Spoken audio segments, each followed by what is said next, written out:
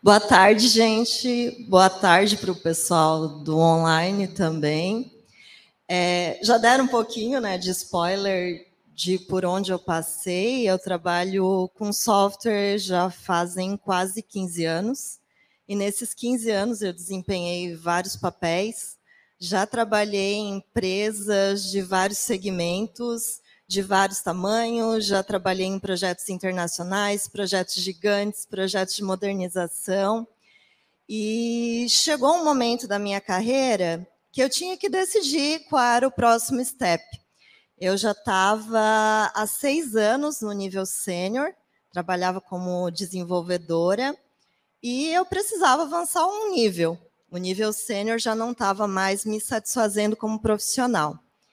E nesse momento eu comecei a pesquisar o que existia no mercado, o que as empresas tinham, se só existia mesmo a carreira de liderança, com gestão de pessoas, se tinha algum outro caminho que eu poderia seguir. Nesse momento eu decidi optar mais pela área tech, pelo menos nesse momento, e é um pouquinho disso que eu trouxe para vocês hoje, tá? Vai ser um mix do que eu pesquisei, do que eu tenho visto no mercado, junto com o que eu vivencio, junto com as minhas vivências, e bem focado na parte tech. Aqui é a agenda de hoje, né? Os principais pontos que a gente vai passar. E aí, para começar, eu trouxe aqui um diagrama. Não se atentem tanto aos nomes, tá? A nomenclatura muda bastante de empresas para empresa, mas é o que a gente tem visto no mercado atual. Então, a gente tem lá o profissional que começa a carreira dele como júnior, a partir daí ele vai para o nível pleno, depois sobe para o sênior, e depois disso ele tem que optar se ele vai ficar mais focado na gestão, ele vai ter uma equipe para gerir, ou se ele vai focar numa carreira mais tech. E aí, na carreira tech, a gente tem também uma série de níveis que a gente pode seguir. Nem sempre segue essa nomenclatura que está aqui, mas é o que a gente tem visto mais nas empresas. Mas a gente também consegue chegar a um nível bem alto, continuando na carreira só tech. E aí, continuando, como eu falei, não era para se atentar muito aos nomes, porque quando a gente vai pesquisar sobre isso, olhar os cargos em várias empresas diferentes, os nomes também divergem muito. Então, tem empresa que chama de especialista, tem empresa que chama de principal, tem empresa que chama de staff, tem empresa que o principal é um nível acima do staff, tem empresa que chama de tech lead. Onde eu estou no iFood, a gente chama de nômade. Eu não lembro onde é esse 6, mas eu acho que é na Microsoft, se eu não me engano, que é o cargo correspondente. Aqui no link, depois vocês vão ter acesso aos slides, tem um comparativo entre algumas empresas, Google, Amazon, Microsoft, os níveis e o nome que eles dão para níveis correspondentes. E aí eu trouxe agora um pouquinho de contextualização histórica. Eu estou há 15 anos, quase 15, desenvolvendo software. Já trabalhei em contextos gigantes que a gente não tinha o papel de um staff.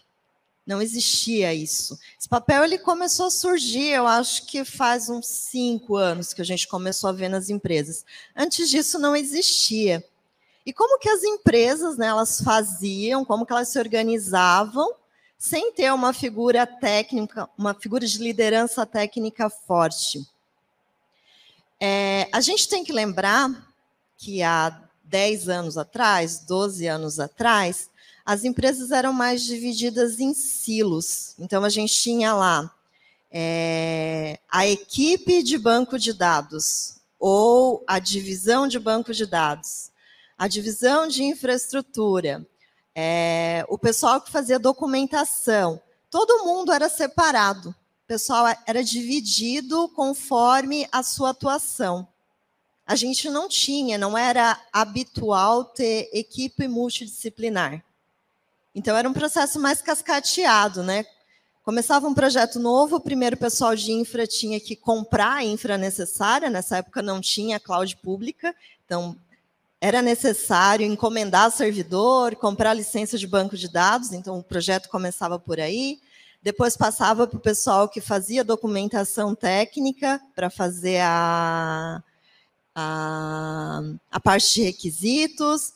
Depois passava essa parte de requisitos para o pessoal que modelava banco de dados, eles faziam modelo de banco de dados, depois ia para os devs, aí os devs faziam as implementações necessárias, depois ia para o time de QA, de teste, só depois ia para a produção. Não é o cenário que a gente tem hoje. Hoje, o nosso cenário é equipes multidisciplinares, conhecendo todo o contexto de negócio, interagindo entre si, para entregar alguma coisa. E aí a gente precisa de pessoas que tenham conhecimento do todo, consigam navegar aí entre essas equipes para conseguir entregar valor, para alinhar o que cada equipe está fazendo, para alinhar que as equipes vão chegar no final e as peças vão se encaixar. Por esse motivo, hoje, em empresas de médio, grande porte, a gente já tem essa figura de um staff especialista. Eu vou chamar de staff porque, se vocês procurarem conteúdos relacionados, vocês vão ver mais conteúdo relacionado ao nome staff, tá? Então, a partir de agora, eu vou falar mais staff.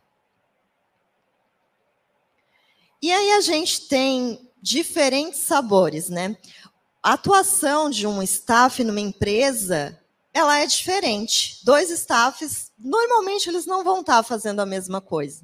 Eles vão estar fazendo coisas diversas. Não tem um to-do list do que um staff faz.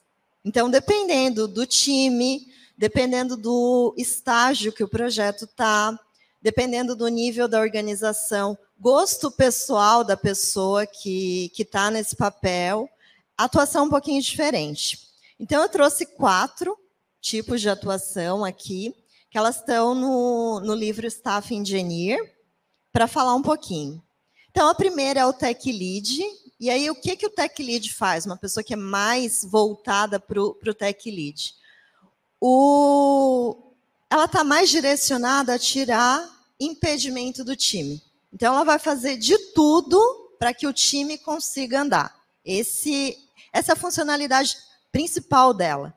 É o que ela faz por mais tempo. A gente tem também o arquiteto. O que o arquiteto faz? Ele é o cara que vai pensar na solução. Ele vai definir qual o melhor banco de dados, como que vai ser a integração com outros times, ou como que vai ser a integração com outros parceiros de negócio, se a gente vai usar comunicação síncrona ou assíncrona, quantos microserviços eu preciso, documentar isso. A gente tem também o solver. O que é o solver? É aquele que vai pegar o problema complexo para conseguir resolver. Então, os problemas mais complexos que o sênior não consegue desenrolar sozinho, o solver normalmente pega para si e desenrola. E a gente também tem aí o right hand, que é aquele cara que ajuda onde for necessário.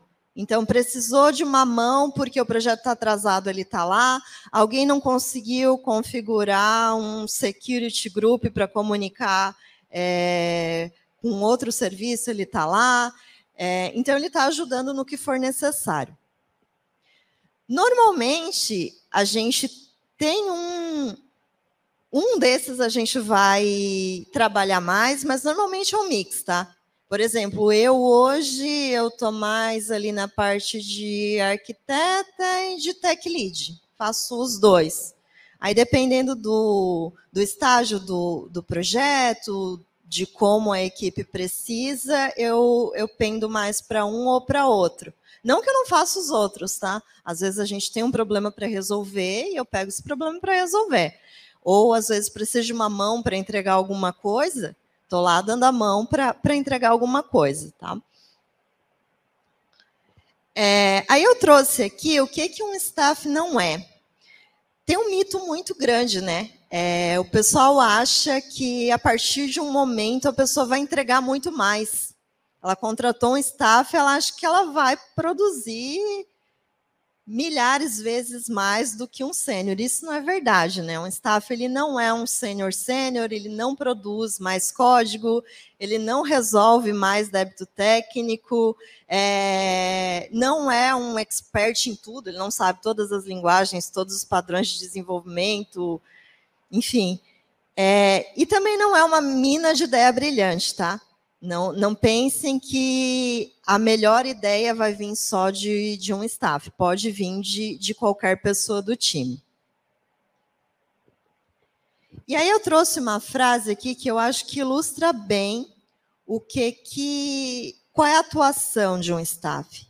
É muito mais sobre pessoas do que sobre tecnologia. E por quê?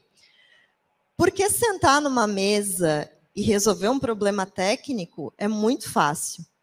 Mas nós somos um só ou dois, mas somos a minoria. A gente precisa da cooperação, da colaboração das pessoas para a gente conseguir entregar resultado. Então, nosso papel maior é incentivar as pessoas, influenciar, fazer com que elas queiram adquirir mais conhecimento, que elas tenham vontade de entregar alguma feature, que elas participem ativamente de uma decisão arquitetural. Então, está mais relacionado a pessoas do que tech. Óbvio que a gente tem que entregar tecnologia, o nosso foco é saber mais de tecnologia, mas é muito mais voltado para pessoas. E agora eu trouxe aqui as principais responsabilidades de um staff. Então, primeira delas, direção técnica. Então, é o papel de um staff definir e fazer com que todos do time ou dos times, né, entendam a necessidade, saibam como resolver e coloquem isso em prática para resolver. E ele está ali sempre cuidando para que ninguém saia dos trilhos. Então, se a gente tem um direcionamento técnico na empresa ou na equipe ou para entregar um produto, é papel do staff estar ali cuidando para que isso seja seguido. A segunda responsabilidade é fazer mentoria, ou a gente vê muito, né? O pessoal chamando de sponsorship, que é um patrocínio, se a gente fosse traduzir ao pé da letra, mas eu coloquei como apadrinhamento. O que é isso? É desenvolver as pessoas ao nosso redor. A gente não está em todos os lugares, a gente não consegue estar em todas as reuniões, a gente não consegue decidir tudo sozinho. Agora, por exemplo, eu estou aqui com vocês, eu não estou trabalhando. Se acontecer algum problema em produção, tem que ter alguém que consiga resolver isso, tem que ter alguém que vai exercer o meu papel se eu não puder naquele momento. Então, faz parte da responsabilidade. Faz parte da responsabilidade sentar com um júnior, um pleno, um sênior e ajudar ele a montar um plano de carreira, a ele entender o que está faltando para ele passar para o próximo nível. A gente tem que fazer code review, a gente tem que chamar para o one-on-one técnico para identificar, definir os gaps, passar para essa pessoa o que está faltando. Um outro ponto, perspectiva de engenharia. Normalmente, quem está nesse papel de staff é chamado quando decisões de negócios são feitas. Então, o time de negócios está tentando definir qual é a meta do próximo ano, que caminho que a empresa vai seguir. O staff está lá para dizer, olha, a gente pode ir por aqui, mas por aqui vai ser mais caro tecnicamente. A gente pode fazer, isso é legal para caramba o que vocês estão propondo, mas eu vou demorar muito tempo para entregar. que tal a gente fazer dessa forma, entregar valor antes e depois a gente vai incrementando? Então, o staff está lá para esse tipo de decisão também. Uma outra responsabilidade, isso vem de um artigo que eu li, eu até coloquei aqui a referência também, que é ser a cola. O que é ser a cola? É fazer aquele tipo de atividade que ninguém vê, mas que tem que ser feita para destravar as coisas. Então, por exemplo, eu estou desenvolvendo um projeto que tem vários times envolvidos, eu preciso fazer uma comunicação via API com outro time, eles não me entregaram um contrato ainda. Eu preciso desse contrato. Eu tenho que ir lá, bater na porta do outro time e pedir, me passa aí o contrato da API, porque eu preciso desenrolar aqui do meu lado. Estou integrando com o parceiro ainda não mandou para a gente a forma de autenticação. Como que a gente vai fazer a autenticação? Tem que bater lá no parceiro e perguntar e pedir tudo o que eu preciso fazer para destravar. E também, né, em último, mas não menos importante, acho que até mais importante de todos aqui, que é codificar.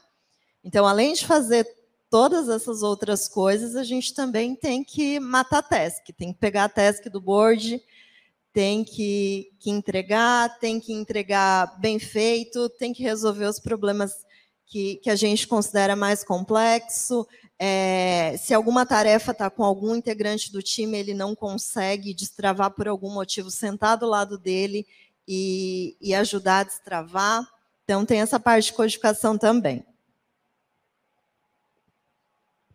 E aí, agora, né, eu já sei o que o staff faz, o que eu preciso para me tornar um staff. E aí, eu trouxe primeiro para refletir, né? Será que eu quero mesmo ser um staff? Por que eu quero? Eu quero só porque meu salário vai aumentar? Eu quero porque realmente eu quero estar à frente de um time, como um capitão do time, colocando todo mundo na mesma direção? É importante conhecer as responsabilidades da função, não só na empresa que você trabalha, mas em outras empresas também, para entender. É uma linha muito tênue, tá? A parte de gestão técnica e essa parte mais voltada para a liderança técnica, de fato. Às vezes, os papéis eles se convergem um pouco, então é bom entender, assim, qual será o meu papel se eu me tornar um? E uma coisa que eu trouxe aqui é que a gente tem que estar muito ciente que a atuação vai mudar. Quando a gente muda de júnior para pleno e de pleno para sênior, a gente continua fazendo as mesmas coisas. Muda um pouco a complexidade. O júnior ele precisa de um pouco mais de auxílio, o pleno já consegue andar sozinho, e o sênior ele anda sozinho. Mas quando você se torna um staff, é diferente, porque você tem um time.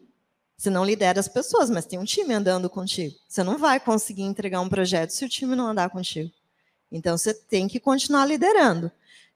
Eu até brinco que a gente não promove ninguém, não dá aumento de salário para ninguém, não demite ninguém, mas a gente tem um time para cuidar, para fazer com que todo mundo ande junto. Então, essa é a grande diferença.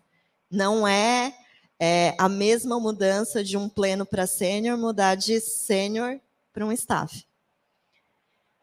E, por último, eu já comentei isso, mas o grande desafio, na maioria das vezes, não é tecnologia. Se você gosta de ficar só sentado na frente do computador resolvendo problema, não quer participar de reunião, não quer debater uma solução com ninguém, não quer participar de reunião com time de negócio, esse cargo não é para você. Não vai dar muito certo. Raramente, em raras exceções, vai ter um staff que vai trabalhar sozinho. A gente trabalha em time e com vários times. E aí, agora, falando sobre hard skill, né? O que é imprescindível? Eu quero ser staff, o que eu preciso saber? E aí, eu brinco que tem que saber fazer um software completo do zero, desde a parte de infra até acompanhar a operação. independente de linguagem, tem que conseguir fazer tudo que o time vai fazer para entregar a solução. Saber tudo? Não, mas saber pesquisar e conseguir desenrolar. E aí eu coloquei aqui 4 pontos, né? Tem que ter fluência com código, pelo menos uma linguagem de programação, tem que saber muito bem. Conseguir desenrolar com outras, se for necessário, então tem que saber ler documentação de linguagem, de framework, para se precisar trabalhar com algo que não conhece, consiga trabalhar. Tem que conhecer de design de software e padrões arquiteturais. A gente é muito chamado para discutir arquitetura, então tem que conhecer o que está em uso no mercado agora, o que é melhor, qual é a melhor solução para cada tipo de problema. Tem que ter boa noção disso. E tem que ter muita noção de observability, de operations, porque software não é só projeto, né? Um dia ele vai para o ar e a gente tem que manter ele na produção também. E aí agora a parte de soft skills. Essa eu considero a parte mais importante, porque hard skills, se você é um sênior, você já tem aqueles 4 pontos que eu coloquei. Normalmente você já tem. A parte de soft skills, não. Porque quando você é um sênior, normalmente você trabalha mais sozinho, né? Você pega a task lá do board e você vai desenrolar. Às vezes você chama um colega para ajudar? Sim, mas é diferente. Quando você passa para um nível de staff, você precisa ter uma comunicação muito aguçada, porque você vai falar com muita gente. Você vai falar com a autodireção, porque aconteceu um incidente de produção e você tem que explicar por que aconteceu e o que você fez para isso não acontecer mais. Às vezes você não consegue entregar uma feature completa, tem que bater lá na porta do jurídico para ver se vai ter algum problema legal, por você não ter entregue a feature completa. Então, você precisa de comunicação, porque você vai se comunicar com pessoas de diferentes cargos, posições, diferentes conhecimentos. Tem que conseguir influenciar. Você vai optar por uma solução e tem que fazer com que todo mundo entenda que aquela solução é a melhor naquele momento. Não só em termos, eu não consegui fazer a melhor solução técnica agora porque eu não tenho prazo para isso. Mas é a melhor solução que eu tenho com o prazo que eu tenho. As pessoas têm que acreditar nisso e caminharem junto com você. Tem que saber negociar, porque muitas vezes a gente vai falar com outros times de outros departamentos, às vezes times de outras empresas, e tem que negociar para conseguir levar o que é melhor para o projeto.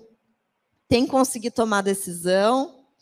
Tem que colaborar com outros times também, porque enquanto você está pedindo alguma coisa para outro time, tem alguém te pedindo. Então, é um troca-troca aí de coisas a fazer. Tem que ser organizado, porque você tem que colocar as coisas em esteira para ela funcionar. Tem que ter uma visão do todo. Então, embora eu trabalhe numa área específica, eu conheço um pouquinho de todas as áreas, porque a gente precisa para desenhar a melhor solução, para conseguir conversar com outros times. E tem que conseguir fazer liderança informal. Então, muitas vezes a gente toca dele, porque o tech lead, o gerente, não pode tocar.